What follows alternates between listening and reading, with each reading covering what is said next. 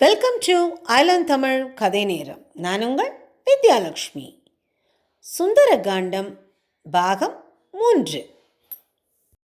ராவணன் பேசி நிறுத்தியதும் ஓர் துரும்பை கிள்ளி தனக்கும் அவனுக்கும் இடையில் வைத்து களங்கமற்ற நகை நகைத்து மெதுவாக பேச ஆரம்பித்தாள் சீதை.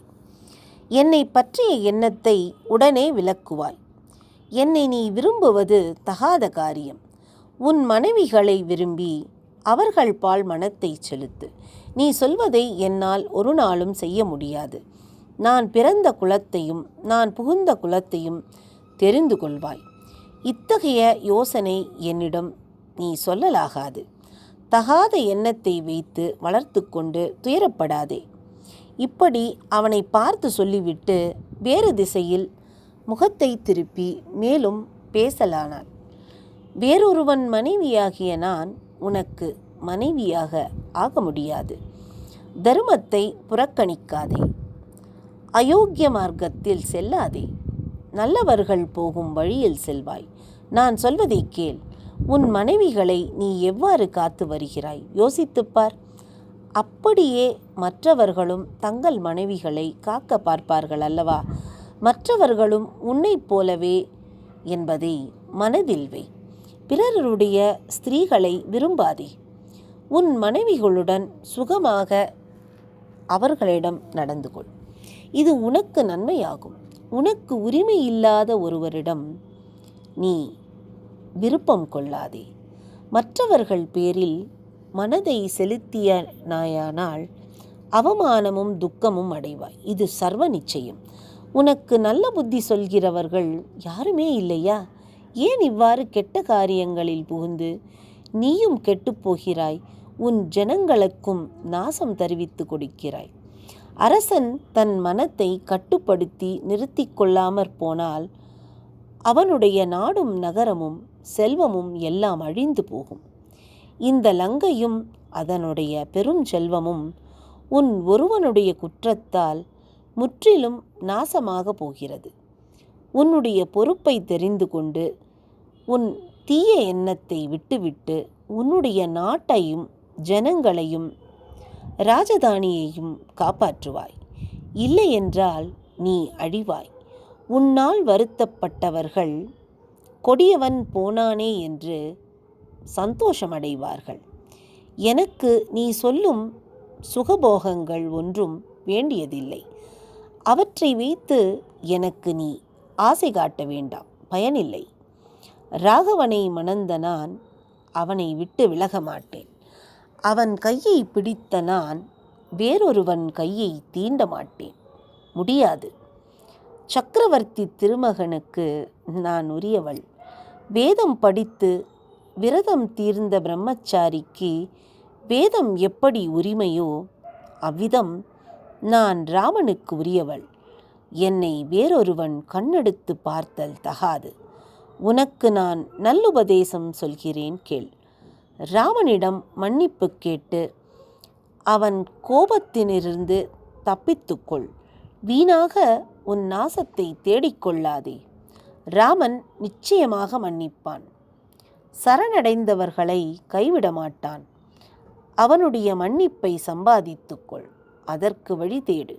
உன்னுடைய நாசத்திற்கு வழி தேட வேண்டாம். அதோ ராமனுடைய வில்லின் ஓசை கேட்கிறது. அதிலிருந்து நீ தப்ப மாட்டாய். யமன் பக்கத்தில் நிற்கிறான். உன்னை தூக்கி போக வந்து விட்டான். தெரிந்து கொள். ராம லக்ஷ்மணர்களுடைய பெயர் எழுதிய பானங்கள் சீக்கிரமே வந்து இந்த இலங்கையை எரித்து அழிக்கப் போகின்றன.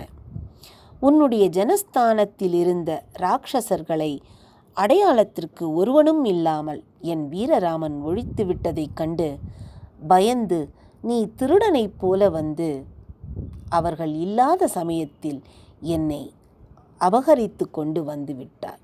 இது ஒரு வீரனுக்கு அழகா என்று கேட்டாள் சீதை.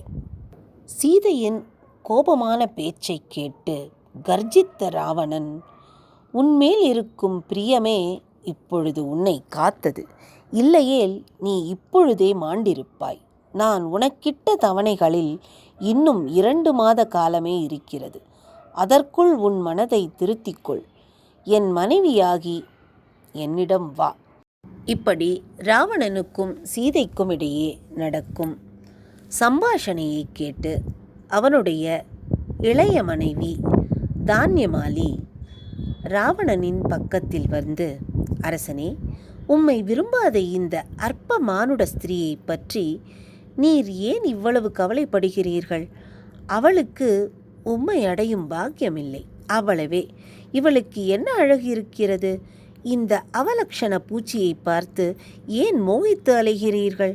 போகலாம், வாருங்கள் என்று அவனை பிரியமாக இழுத்து கொண்டு போய்விட்டாள். அரக்கனும் சிரித்து கொண்டே அவளுடன் சென்றான். காவல் அரக்கிகளும் இவளை எப்படியாவது நீங்கள் வழிக்கு கொண்டு வர வேண்டும் என்று உத்தரவிட்டு சென்ற ராவணனின் அதிகாரத்தை கண்டு பயந்து கொண்டு நின்றார்கள். அவன் போனவுடன் ராட்சசிகள் சீதையை சுற்றி கொண்டார்கள். ராவணன் முன் தைரியமாக இருந்த ஜானகி தன்னை சுற்றி கொண்டு நிற்கும் அரக்கிகளை கண்டு பயந்து நடுங்கினாள்.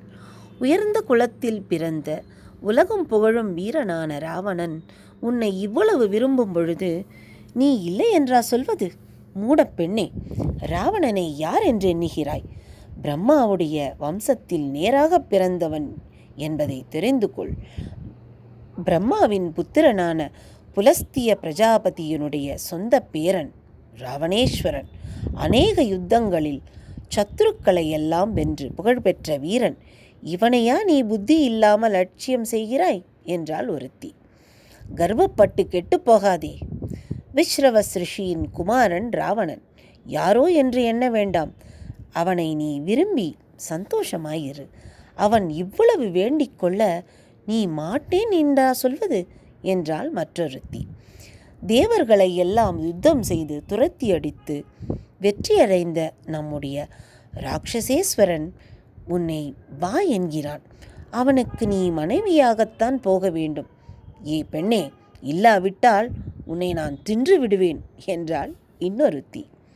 தன் மற்ற மனைவிகளையெல்லாம் உதாசீனம் செய்துவிட்டு அவர்களை விட நீ மேலானவள் என்று உன்னை ராவணன் விரும்புகிறான்.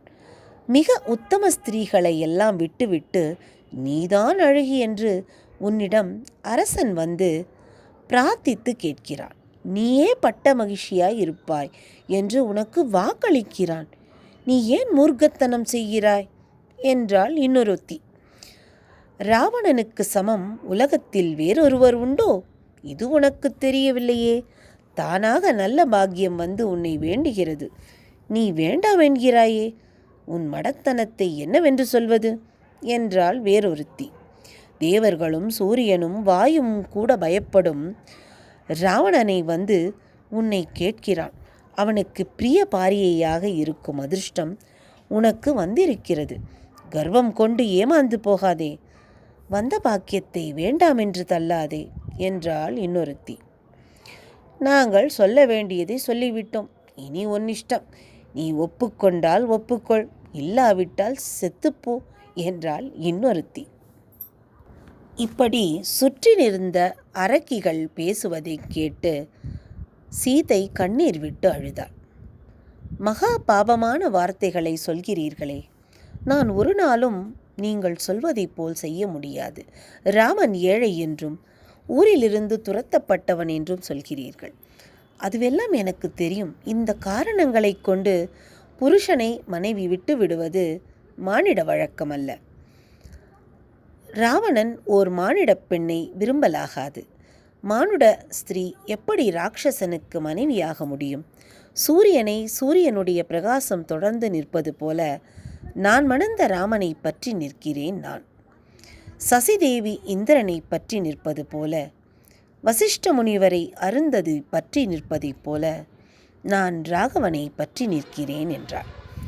இதை கேட்ட ராட்சசிகள், இவளிடம் சாந்தமாக பேசி பயனில்லை என்று இவளை தின்று விடுவதே நலம் என்றார்கள். ராமனை நினைத்து அழுது கொண்டிருந்த சீதை, 14,000 ராட்சசர்களை நிர்மூலம் செய்த ராமன் என்னை ஏன் இன்னும் மீட்டு கொண்டு போகாமல் இருக்கிறான்? நான் எவ்விடம் இருக்கிறேன் என்று இன்னும் அவனுக்கு தெரியவில்லையோ? கழுகரசன் ஜடாயுவும் அரக்கனால் கொல்லப்பட்டான். அவன் உயிர் வைத்திருந்தால் விஷயத்தை சொல்லியிருப்பான். ஆனால் என்னை அரக்கன் தூக்கி போவதை பார்த்து பொறுக்க முடியாமல் கோர யுத்தம் செய்து அவன் உயிர் நீத்து விட்டான். ராமனுக்கு நான் இருக்குமிடம் இன்னும் தெரியவில்லையோ? தெரியாமலா போகப் போகிறது? அந்த லங்கையும் ராட்சசர்களும் அழியாமலா போகப் போகிறார்கள்? கட்டாயம் இந்த நகரத்தில் ஒவ்வொரு வீட்டிலும் அரக்கர் குலத்து பெண்கள் அழுது புரள்வார்கள். என்னை பார்த்து நகைத்து ராவணனுக்கு இணக்கமாக போகச் சொன்ன அத்தனை பேரும் துன்பக்கடலில் மூழ்குவார்கள் என்று சொன்னாள் சீதை. இப்படி தைரியமாக நினைத்தாலும் திடீரென்று ராமன் என்னை மறந்து விட்டானோ? ஒருவேளை விரதம் பூண்டு சந்நியாசம் சென்று விட்டானோ என்று பலவாறாக எண்ணியனாள். இனிமேல் இந்த உயிரை எதற்காக வைத்து கொண்டிருக்க வேண்டும்? தலைமயிரில் என் கழுத்தில் தூக்கு போட்டுக்கொண்டு இங்கேயே உயிரை விட்டுவிடலாமோ என்றும் யோசித்தாள். இப்படி அவள் எண்ணிக்கொண்டிருந்த போது அரக்கிகள் அவளை பலவாறாக துன்புறுத்தினார்கள். அவர்களிடத்தில் திரிஜடை என்கிற ராட்சசி வந்து அவர்களை கண்டித்து, மூர்க்கிகளே, என்ன உளறுகின்றீர்கள்? நான் கண்ட கனவை கேளுங்கள். இந்த இலங்கை அழிந்து போகும் காலம் நெருங்கிற்று என்றார். பிறகு தான் கண்ட கோர ஸ்வப்னத்தை விவரித்து சொன்னாள். சீதையை அழைத்து போக ராமன் சூரியனைப் போல திவ்ய பிரகாசம் வீசிக்கொண்டு லங்கைக்கு வந்து விட்டதாக கனவு கண்டேன். ராவணன் அழிந்து யமனுடைய வீட்டுக்கு போவதையும் கனவில் கண்டேன். சீதையை எடுத்து யானையின் மேல் ஏற்றிக்கொண்டு ராமன் செல்வதை கண்டேன். ராவணனும் ராட்சச சமூகம் முழுவதும் அவலக்ஷண வஸ்திரங்கள் உடுத்திக்கொண்டு அவலக்ஷண நிலையில் யமனால் இழுத்து போகப்படுவதை கண்டேன். இப்படி திரிஜடை ராட்சசிகளுக்கு தான் கண்ட கெட்ட கனவை சொல்லி, இந்த புண்ணியவதியை இம்சிக்காதீர்கள், அழிந்து போவோம், இவளுடைய அருளை கேட்டு பெறுங்கள் என்று போதித்தாள்.